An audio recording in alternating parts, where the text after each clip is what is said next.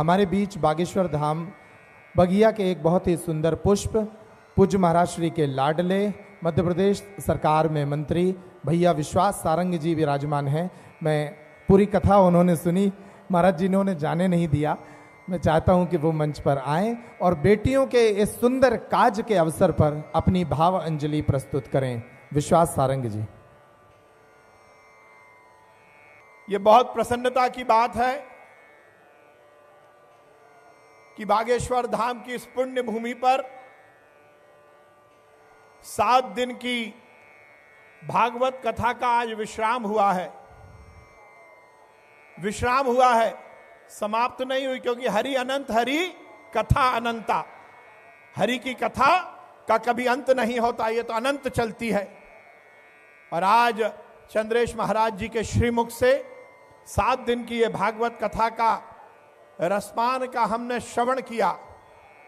मैं अपने आप को बहुत सौभाग्यशाली मानता हूं कि मैं बागेश्वर धाम के गुरुजी धीरेन्द्र शास्त्री जी का आशीर्वाद हर समय प्राप्त करता हूं। मुझे ये कहते हुए कहीं संकोच नहीं है कि सनातन की पताका को पूरी दुनिया में लहराने का काम यदि कोई कर रहे हैं तो पंडित धीरेन्द्र शास्त्री जी महाराज कर रहे हैं।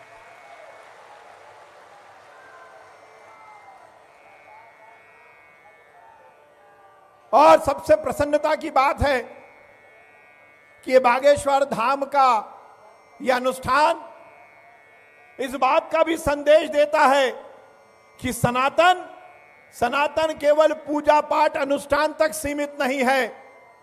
यह बात सही है कि हमें पूजा भी करनी है, हमें अर्चना भी करनी है, हमें अनुष्ठान भी करना है, पर उसके साथ साथ हमें मानव मात्र की सेवा भी करनी है। यही सनातन का मूल है। और पंडित धीरेन्द्र शास्त्री जी महाराज यदि बुंदेलखंड महोत्सव के माध्यम से बागेश्वर धाम के इस पावन धाम पर यदि अध्यात्म की गंगा को बहा रहे हैं तो कल 126 गरीब बेटियों का विवाह करके वो मानव मात्र की सेवा की गंगा को भी बहा रहे हैं। और यही शायद मूल है, यही धर्म का मूल है कि केवल पूजा नहीं, केवल अर्चना नहीं, बल्कि मानव मात्र की सेवा भी करना है। और यही संदेश लेकर पंडित धीरेन्द्र शास्त्री जी महाराज के माध्यम से बागेश्वर धाम का ये धाम चल रहा है, बढ़ रहा है और पूरी दुनिया में भगवा लहरा रहा है। मैं प्रणाम करता हूं महाराज जी को। एक बार दोनों हाथ उठाकर, दोनों हाथ उठाइए, पीछे तक उठाइए और जोरदार हमारे व्यासपीठ में इंद्रेश जी महाराज को आपने तो जोरदार मामला कर दिया। आपने बोला कि आप बैकुंठ में जाकर कथा करेंगे और हम सबको भी साथ साथ में ले जाएंगे, तो हम तो बिना करे हुए ही अब बैकुंठ पहुंचने की स्थिति में पहुंच गए। हमने कुछ किया ही नहीं, केवल श्रवण किया, केवल श्रवण किया और किया। और जब महाराज जी ने तो मुझे काम भी दे दिया। महाराज जी ने बोला कि वहां टेंट जो लगाना है, जो व्यवस्था करनी है, वो विश्वास सारंग करेगा। मैं उसके लिए तैयार हूं।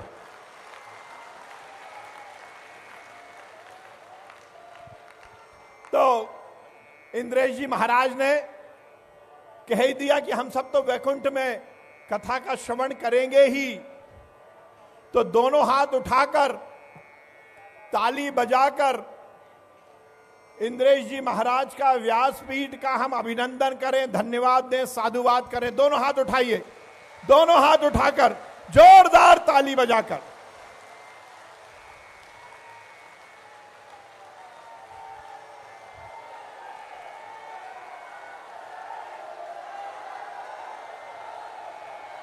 और एक बार दोनों हाथ उठाकर उस महान संत के प्रति आदर का भाव करके उनके श्री चरणों में प्रणाम के साथ उनका अभिनंदन करें कि ये माहौल जो दिख रहा है, जिनके कारण है ऐसे पंडित धीरेन्द्र जी शास्त्री महाराज, ऐसे काम नहीं चलेगा। जोरदार ताली बजाइए। जोरदार। और एक बार ताली, क्योंकि महाराज जी ने मुझे थोड़ी सी, मैं तो धाम का, अभी हमारे भाई ने, अंकुर ने बहुत अच्छा बोला कि मैं भी बागेश्वर धाम का ही हूं। यहां अतिथि के रूप में नहीं आया, गड़बड़ बोल नहीं ना मंत्री के रूप में ना अतिथि के रूप में, यह तो सेवक, बालाजी के सेवक के रूप में आया हूं। तो एक बार ताली ये व्यवस्थापकों के लिए भी बजा दीजिए जिन्होंने इतनी अच्छी व्यवस्था की है महाराज जी के नेतृत्व में। और एक बार ताली उसके लिए बजा दीजिए जिसके कारण ये पूरी कथा और ये पूरा आयोजन सफल हुआ है। कौन है वो? अभी ऐसा नहीं बिना सुने ही कर दिया। वो है आप जैसे श्रद्धालु जो कि आए हैं और उन्होंने इस कार्यक्रम को सफल बनाया है। एक बार जोरदार ताली बागेश्वर धाम गुरुजी के सभी शिष्यों के लिए और सभी श्रद्धालुओं के लिए।